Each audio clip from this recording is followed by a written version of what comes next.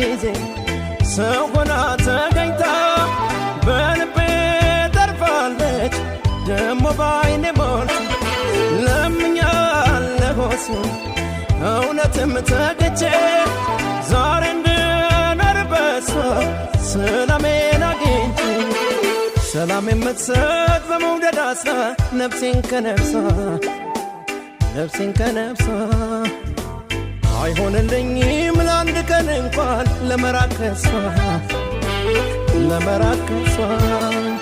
አይሆንልኝም